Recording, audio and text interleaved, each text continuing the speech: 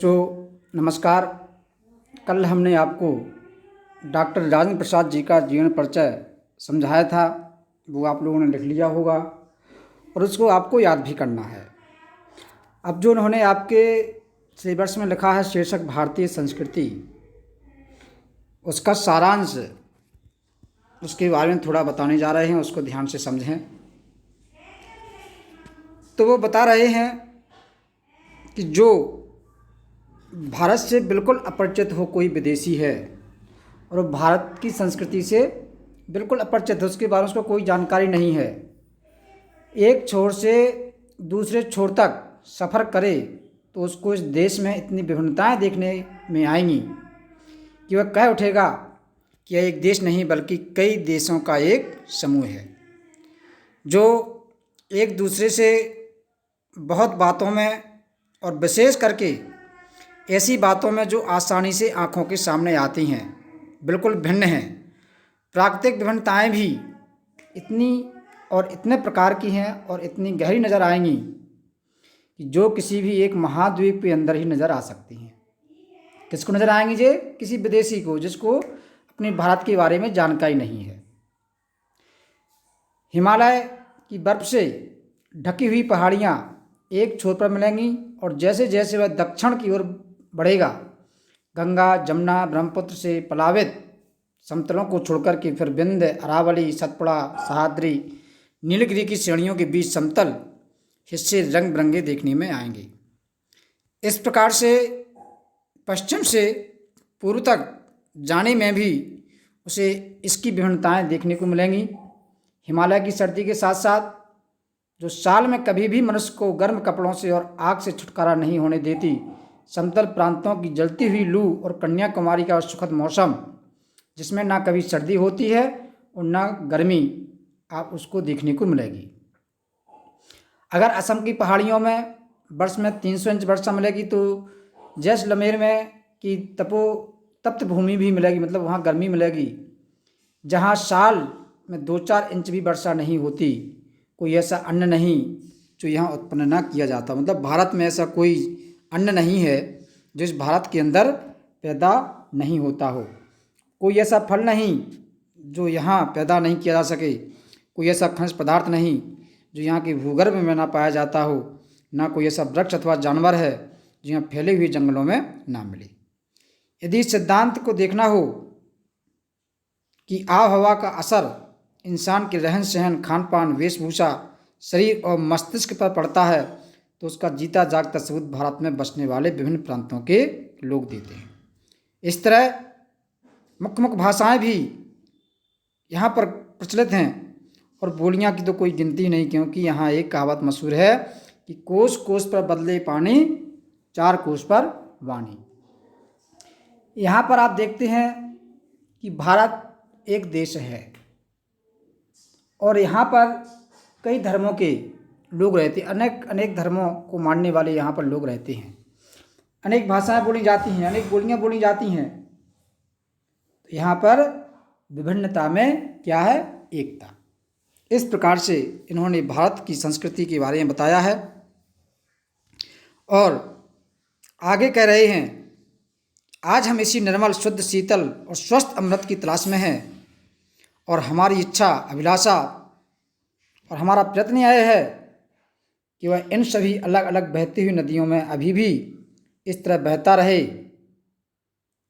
और उनको यह अमरत्व देता रहे, जो ज़माने के हजारों थप्पड़ों को बर्दाश्त करता हुआ भी आज हमारे अस्तित्व को कायम रखे हुए है और कायम रखेगा।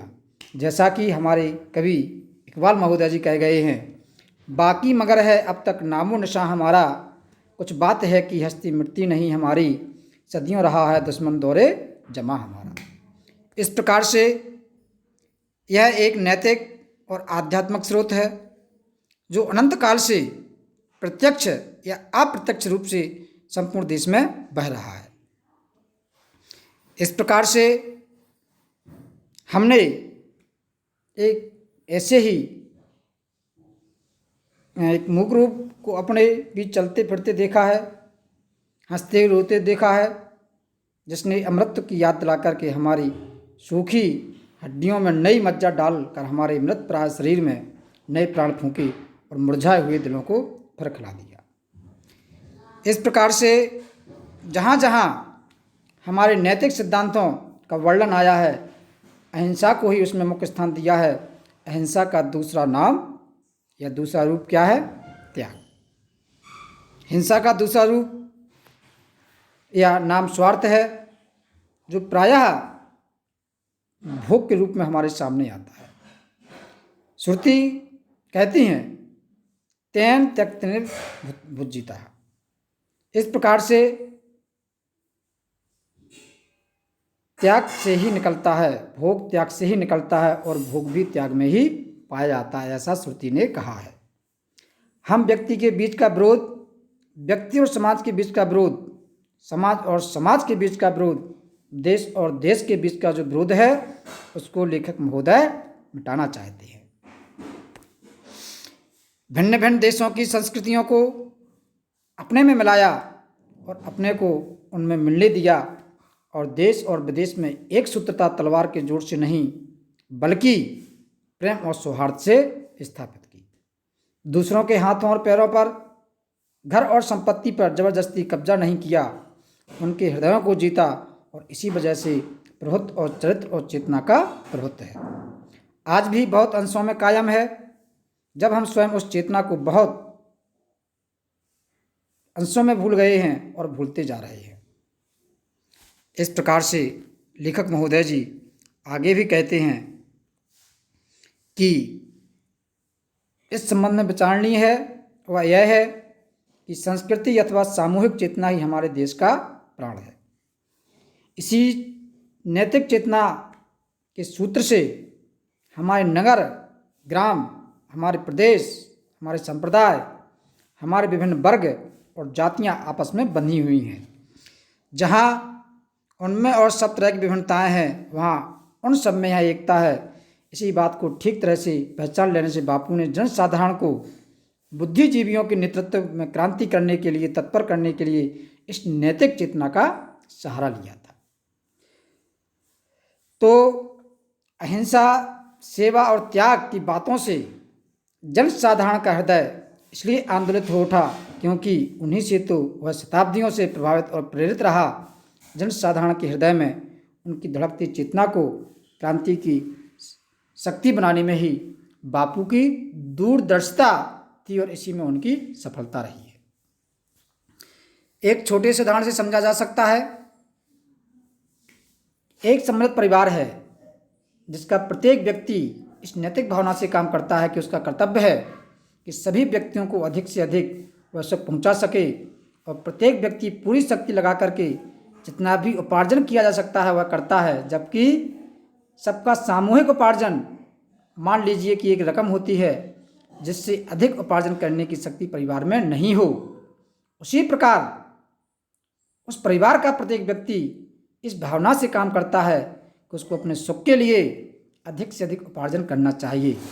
उपार्जन करता हो तो भी सब व्यक्तियों का सामूहिक उपार्जन उतना होगा जितना कि प्रथमोक्त स्थिति में और सामूहिक संपत्ति दोनों स्थितियों में बराबर होगी और उसका बराबर बंटवारा कर दिया जाए तो प्रत्येक को बराबर ही सुख होगा। इन दोनों स्थितियों में बहुत बड़ा अंतर यह पड़ जाएगा कि पहली स्थिति में संघर्ष का कोई भय नहीं क्योंकि कोई केवल अपने लिए कुछ नहीं कर रहा है, और दूसरे में संघर्ष अनिवार्य है क्योंकि प्रत्येक व्यक्ति के लिए, प्रत्येक अपने के लिए कर रहा है।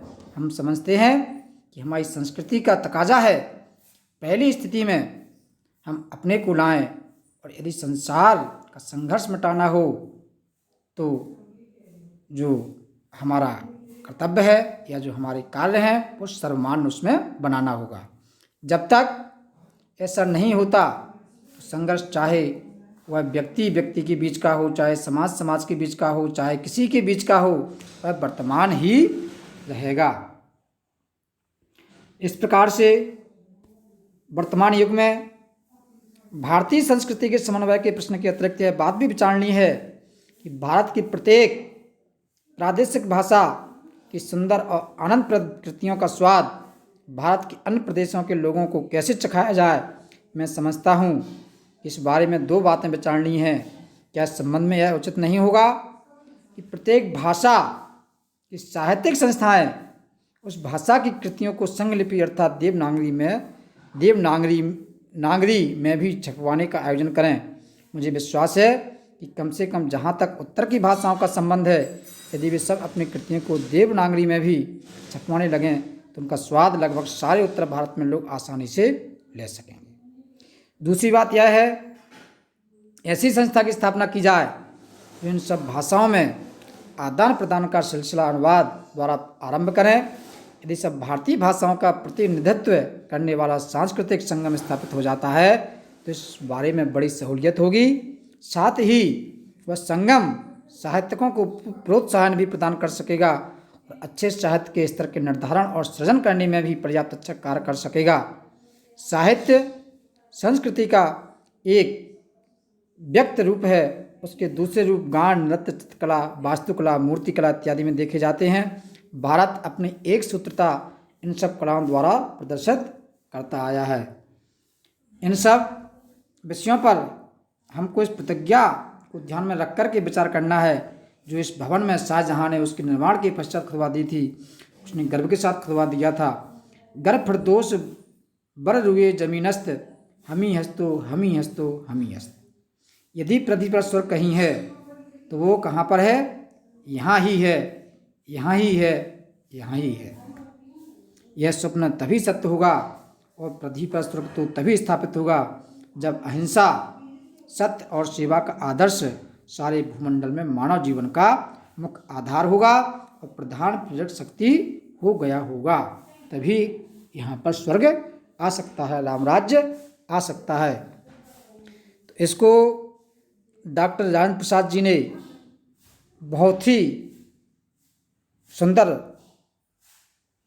शब्दों में लिखा हुआ है, जो कि हमारे भारत गणराज्य के प्रथम राष्ट्रपति थे और इनको देशत्मी कहा जाता है। और इसी के साथ ये पाठ आपका पूर्ण होता है। इस पाठ को आपको लिखना है, जो कि आपको आगे हम PDF के रूप में आपको दे देंगे। बहुत बहुत धन्यवाद।